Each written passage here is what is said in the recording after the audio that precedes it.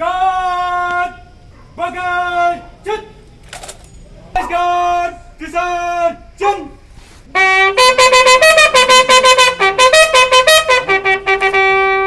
Jai Shri Ram, Jai Shri Ram, Raj Kam, Jai Shri Ram, Jai Shri Ram.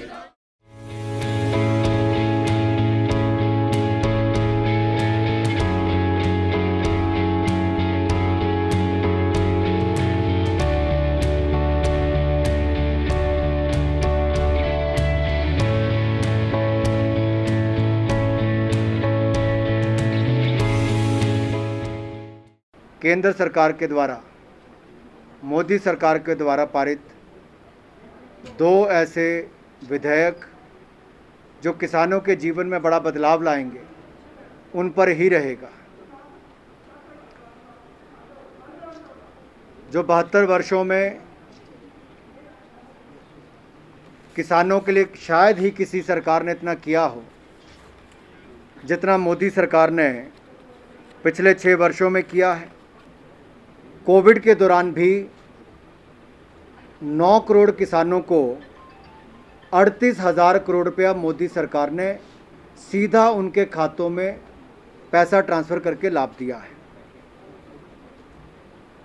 पिछले 6 महीने में Covid के समय भी लगभग 1 करोड़ 29 लाख नए केसीसी जारी किए गए, किसान क्रेडिट कार्ड, और इसके माध्यम से 1,12,000 करोड़ रुपए की क्रेडिट लिमिट कृषकों को मंजूर की गई। अगर कृषि का बजट भी देखें तो कांग्रेस के समय मात्र कुछ हज़ार करोड़ होता था, यूपीए सरकार के समय, जो अब बढ़कर कई गुना ज़्यादा हो गया है। 2020-21 का कृषि बजट रिकॉर्ड 1,34,000 करोड़ रुपया है। ये आज तक का सबसे बड़ा बजट कृषि के क्षेत्र में है। और ये कोविड के टाइम की मैं बात कर रहा हूँ। कांग्रेस उस समय किसानों के नाम पर राजनीति कर रही थी। हम किसानों को स्वायत्तता, आज़ादी और स्वतंत्र करने का काम कर रहे थे। कांग्रेस पंजाब, हरियाणा में और विशेष तौर पर पंजाब में 2022 के चुनाव को देखकर किसानों के नाम पर राजनीति कर रही है। हम 2022 तक किसानों की आय को दुगना करने का काम मोदी सरकार करने का प्रयास कर रही है। कुछ लोग ट्रैक्टर पर सोफे की सीट लगाकर आंदोलन करने जाते हैं किसानों के लिए। इससे उनका असली चेहरा देखने को नजर आता है। एक और मैं कहना चाहूँगा, यही कांग्रेस पार्टी विधानसभा के चुनाव से पहले कहती है कि मंडी एक्ट में बदलाव लाएंगे, किसानों को और स्वतंत्रता और आज़ादी देंगे, नए अवसर देंगे और तरह तरह के प्रावधान किसानों को लाने के लिए बात करती है। लेकिन सत्ता में आने के बाद कुछ नहीं करती। 2013 में भी राहुल गांधी जी और एक केंद्रीय मंत्री ने प्रेस कॉन्फ्रेंस करके कहा था कि उन्होंने 11 राज्यों के यूपीए के मुख्यमंत्रियों से बात की और वो सब लोग एपीएमसी एक्ट में बदलाव करने के लिए तैयार हैं।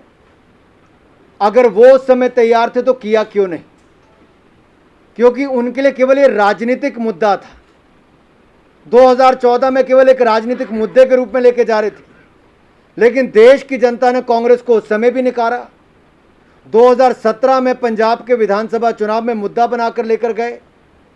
2019 के चुनाव में उन्होंने अपने एजेंडा में इसको लिखा, मैं आपको वो भी दिखाऊंगा, जो इनका घोषणा पत्र था। लेकिन जब भारतीय जनता पार्टी की सरकार, नरेंद्र मोदी की सरकार कर देती है तो उसका विरोध कांग्रेस पार्टी करती है। इनका दोहरा चेहरा साफ नजर आता है। ये कभी भी किसानों की भलाई होते नहीं देख सकते थे। पहले मैं सेंट्रल यूनिवर्सिटी पर कह दूं, सेंट्रल यूनिवर्सिटी को अगर खामियाजा भुगतना पड़ा तो वापस कांग्रेस की वोट बैंक की राजनीति का। जिला कांगड़ा के ही दोनों हिस्से हैं, देरा भी धर्मशाला भी। पहले दिन से ये तय था, जब प्रदेश में धूमल जी की सरकार थी और केंद्र में यूपीए सरकार थी, कि इसका कैंपस एक देरा में बनेगा और एडमिनिस्ट्रेटिव कैंपस धर्मशाला में बनेगा। इसमें बड़ी क्लैरिटी थी। लेकिन ज़मीन उपलब्ध ना होने के कारण 5 साल तक कांग्रेस ने पहले इसको लटकाए रखा, और फिर जहां पर फॉरेस्ट क्लियरेंस होनी थी देरा में हो गए तो उसके पैसे जमा नहीं कराते थे। हमने आते ही 1 साल के अंदर पैसे जमा कराए, फॉरेस्ट क्लियरेंस भी कराई, सब कर दिया। अब ये सेंट्रल यूनिवर्सिटी का काम था कि इसकी एक डीपीआर बनती है, डिटेल प्रोजेक्ट रिपोर्ट, वो तैयार करके देनी थी। डिटेल प्रोजेक्ट रिपोर्ट इसकी बड़ी बना दी, बजट से ज़्यादा की बनाई, और उसमें जब मीटिंग हुई इनको वापस निर्देश दिए गए कि अगर देश भर में 280-300 करोड़ रुपए तक देते हैं तो आप उतने तक की बनाइए। मैंने हस्तक्षेप करके कहा कि इसको 500 करोड़ तक कम से कम करिए। मेरे अनुरोध पर पिछली जब मीटिंग हुई तो सेंट्रल यूनिवर्सिटी ने वहाँ पर गुजरात और इसके लिए कहा कि अपनी डीपीआर में अमेंडमेंट करके वापस लाइए, और अब इन्होंने शायद वापस अपनी डीपीआर सबमिट की है। तो ये तो सेंट्रल यूनिवर्सिटी के लेवल पर जो डिले हुआ है और उसके पहले जो कांग्रेस की सरकार के कारण डिले हुआ, उसका खामियाजा भुगतना पड़ा। ये दोनों सेंटर्स बनेंगे, देहरा और धर्मशाला, और हिमाचल प्रदेश को सेंट्रल यूनिवर्सिटी मिलेगी। लेकिन दुख इस बात का है कि कांग्रेस की राजनीति का शिकार ये हुई। नेशनल हाईवे हमारी सरकार ने दिए, लेकिन आपको एक देखना होगा, देश भर में जहाँ पर भी नेशनल हाईवे बनते हैं उसमें टोल लगता है, ट्रैफिक पर निर्भरता बहुत रहती है, कितना ट्रैफिक आता है। ये ना आपसे छिपा है ना मुझसे छिपा है कि शायद जितना दिल्ली हरियाणा के रूट पर ट्रैफिक होगा उतना हिमाचल प्रदेश में नहीं होगा। ज़मीन की लागत शायद जितनी वहाँ पर होगी उससे ज़्यादा यहाँ पर होगी, कीमत जो है। उसके अलावा कॉस्ट ऑफ कंस्ट्रक्शन जो है यहाँ पर ज़्यादा होगा। तो जो भी रिपोर्ट आती है उसको एक स्टडी करने के बाद एक बनती है कि कितना ट्रैफिक होगा, कितना खर्चा आएगा, कितना ज़मीन अधिग्रहण की कीमत आएगी, और उसको नेशनल हाईवे अथॉरिटी प्रायोरिटी पर अलग अलग आपके प्रोजेक्ट्स को ले रही है, और राज्य सरकार के साथ बातचीत करके ही उनको फाइनल किया जाएगा।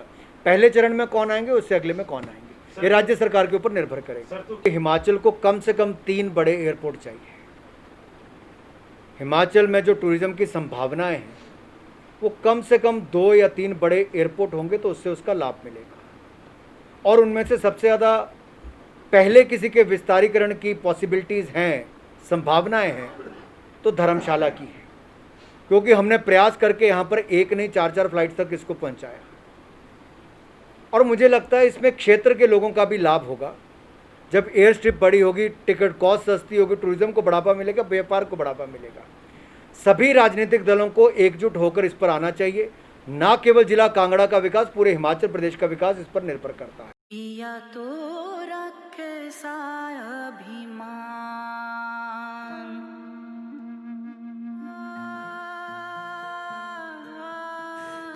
घर से दूर होकर भी दिल को हमेशा यह एहसास रहता है, उनका प्यार और फिक्र हमेशा मेरे साथ रहता है।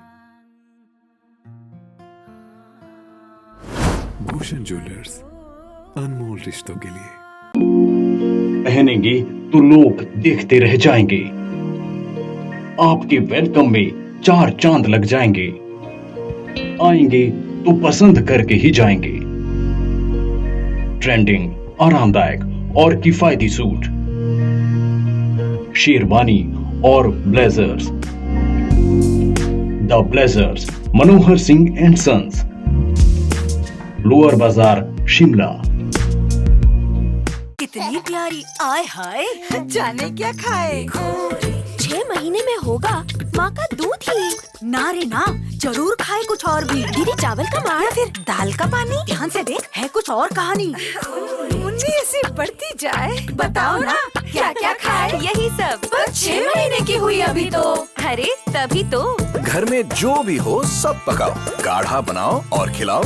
6 महीने जब पूरे हो जाएं, पेट पूजा की घड़ी आए